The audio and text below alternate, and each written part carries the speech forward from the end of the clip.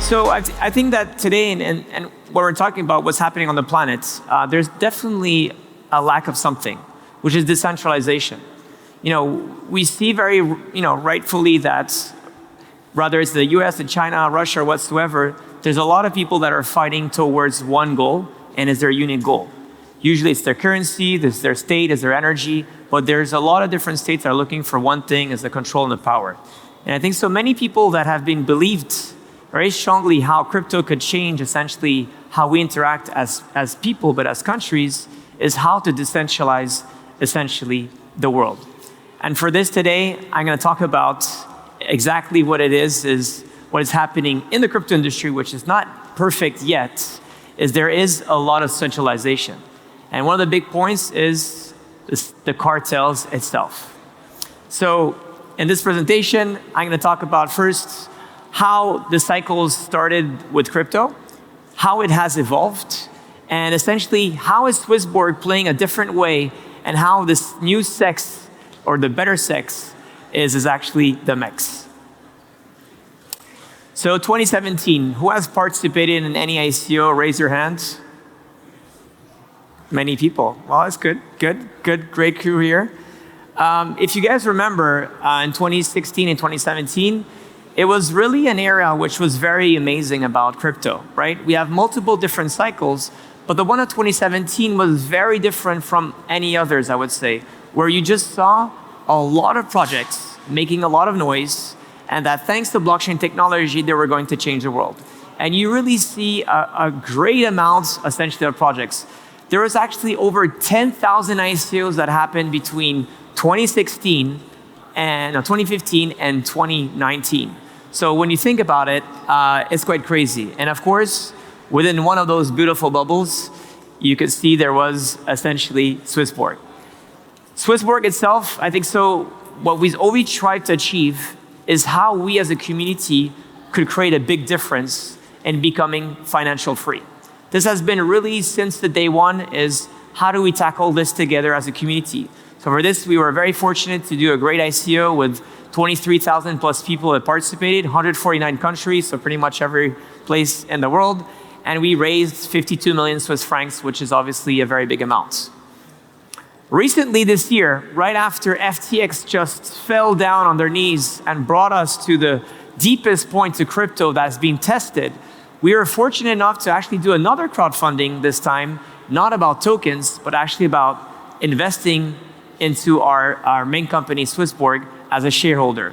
For that, I want to thank, of course, the entire people that have participated. Over 17,000 people have invested into SwissBorg through our platform, of course, and to be essentially shareholders. And for this, we raised $23+ million.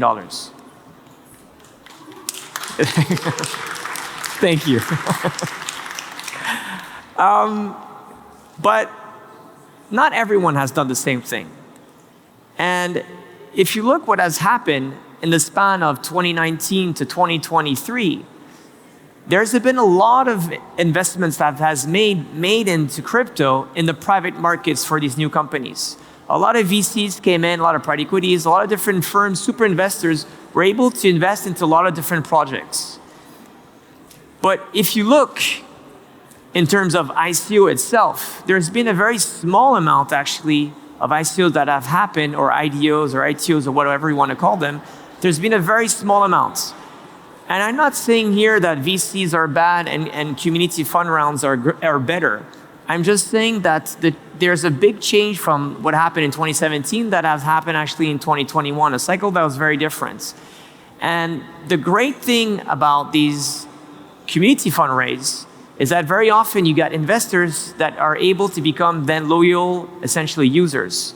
And a lot of projects that have raised a lot of capital in, let's say, 2020, 2021, they did get a lot of money, but they had a lot of struggle to essentially onboard users. And there was really more that unfortunately didn't work very well. So what's next for crypto? Before asking this question, who believes we're in the bull run? Raise your hands. No one believes we're in the bull run? Okay, well, I'm the only one. So at least that's a bit good. And talking about bull run, if you guys don't think we're in a bull run, Bitcoin itself is the best investment year to date. There's nothing that's done better than Bitcoin itself, and of course other different cryptos. CEX is not CEX anymore. And I think so this is something that should be very, very important to remind ourselves, is that CEX have a great play, and there's some better CEX than other CEX, there's no doubt of that. For those who don't know what CEX is, it's centralized exchange. But very often the problems that you have with CEX is that they have their own token listing, right? They have their own essentially agenda for this. They have as well stablecoins. You'll find USDT on one platform, you'll find USDC on another one, you will find Tether on another one, right? They all have obviously their strong basis because essentially they have interest within this huge industry, which I repeat again, has made over $1 billion for some companies within the stablecoin industry. Last but not least, as you guys know, if you're on a CEX and you're on Binance, there's a very strong chances you're going to have a lot of support if there's any projects that are on BNB, for example. If you're on, for example, Solana, you might be on with different ecosystems. But all in all, there's always been a very huge agenda, which is not very much the best thing about crypto. The crypto should be accepting multi-chains, multi-stablecoins, and token listing should be really a transparent way where the community could actually take care of listing the future tokens. 2 weeks ago, I was very excited to be at Solana. Myself, I never really believed in Solana. The reason is that I didn't like Sam Bankman-Fried. 2 years ago, he was on the same stage. Just never liked the guy. We had many things that were different, were misaligned, and therefore I thought that Solana was very much attached to essentially FTX itself.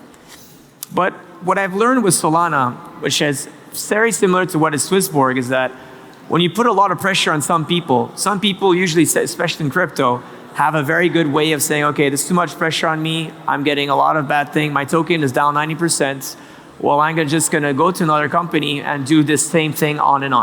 And multiple founders, and with respect, they do it. It's just how the nature of crypto is. It's very easy to go from one project to jump to another project, and this is what it does. What I've admired very much with Solana is that it went exactly the opposite. A year ago, day per day, when Solana breakpoint happened, FTX exploded, and essentially everyone said that Solana was dead. And I personally thought Solana was dead too. Fortunately, we have very smart engineers at SwissBorg, and regardless of those news, they're saying, no, Solana is here to continue.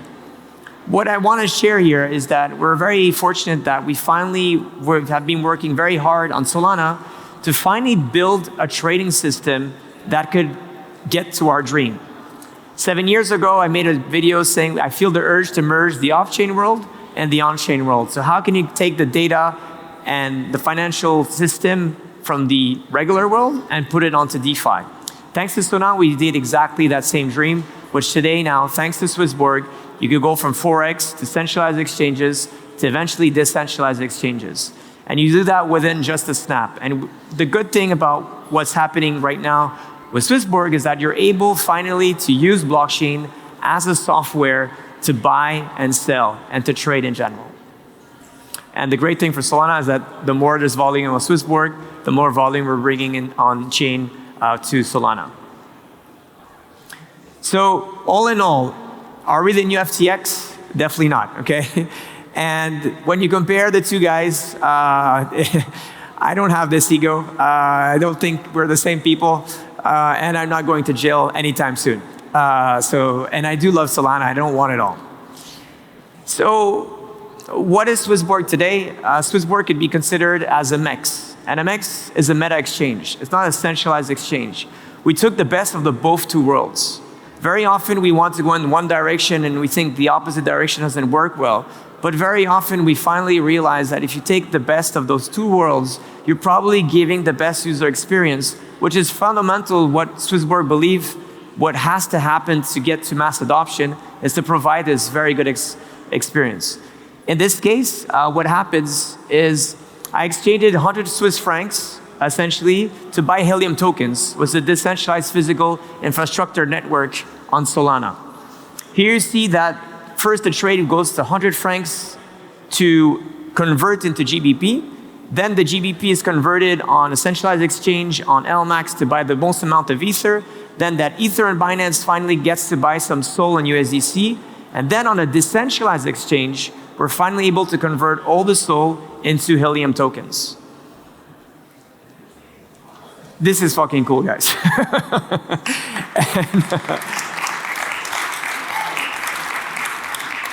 Not because it's transparent, not because it's just, it looks really cool and you're getting the best price, but essentially you're finally able to process from fiat to crypto by using, again, Forex centralized exchanges and essentially decentralized exchanges. So you're really using, finally, blockchain. And this is something that's fundamental, is that through blockchain, there's this new spiritual state to how to decide between each other, how to interact in terms of governance. But it's very important to use blockchain. If you're just trading on centralized exchanges, at the end, it's good for redemption and for funding your account, but it's not what you're really looking towards. So now that we are this meta exchange and we finally could do things in a different way, how can we take advantage with this great philosophy and this technology to probably offer a better way, essentially, to look at token listing? If you remember at token listing since 2015, there was the ICOs, and then there was listing on different exchanges, which was opaque. In 2018 to 2020, there was essentially this DeFi way, which was some VC and some launchpad, which was transparent. Then listing on CEXs was very opaque again. Then in 2022, essentially it was only VC backing most of the time, and then listing on CEX, which we never knew the rules again. And what we believe in 2023, which is paramount in order to bring back not only crowdfunding, but to bring a very amount of great users, of investors that will become users, is the next way. And the next way, what we believe is they'll still be VC, that's okay, and whatever their terms is it's very good. They take a lot of risk, and they're probably bringing a big amount of capital. They maybe could help in strategy whatsoever, and I think they have a big role to play. So let's please include them, and I think so it's very important. But then after, what we need to make sure is to have a community that participates into a project. And why I'm saying that, because we've done that, and we've been very successful at that, is how you take investors to convert them into users. And more importantly, I think so, how we want to do this, not only want we be transparent, I think so it's very important that we do it with the blockchain technology itself. So for those that are a little bit more technical, how does it happen? It's quite easy. We do it in 3 different steps. The first steps is that how do we essentially create a community, a liquidity bootstrapping that could be put deposits into Solana ecosystem, for example. This could be the token versus the Borg, or it could be essentially the token versus USDC that is within essentially different smart contracts.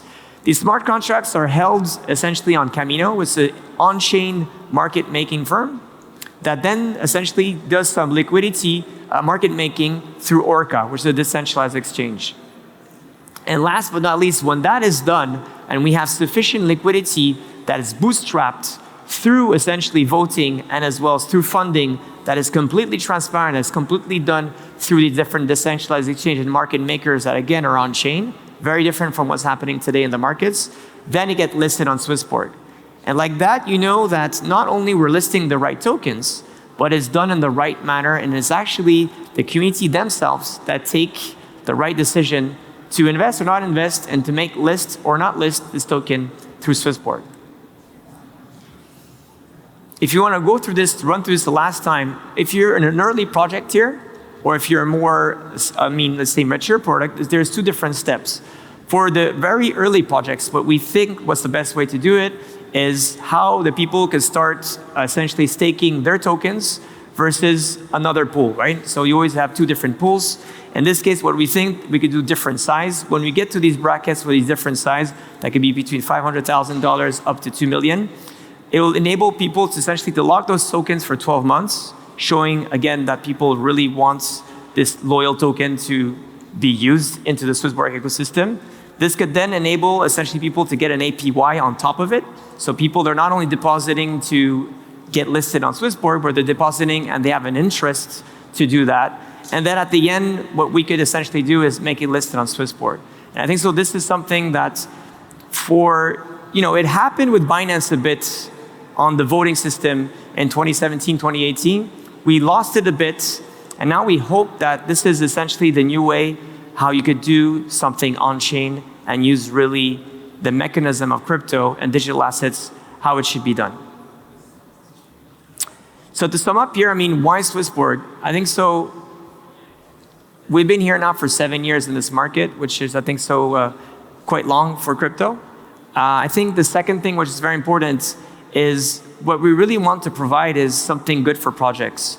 We want to really make sure that these projects increase their visibility, their volumes through SwissBorg.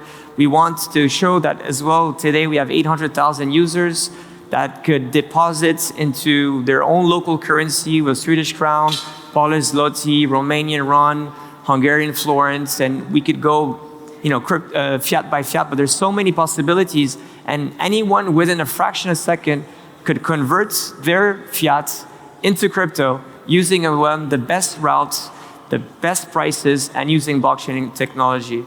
I think so. The second thing, what we showed as well, is that for the users themselves, it shows that, again, I think so SwissBorg, we have been able to really create an application that's user-friendly, and that anyone here in the room or elsewhere on their place could be able to buy and sell and stake in a very easy way.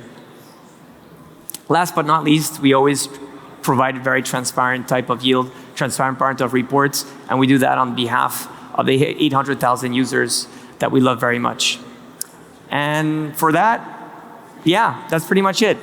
I think so the new sexy way of going forward is the MEX, and I hope you guys enjoy it. Thank you very much.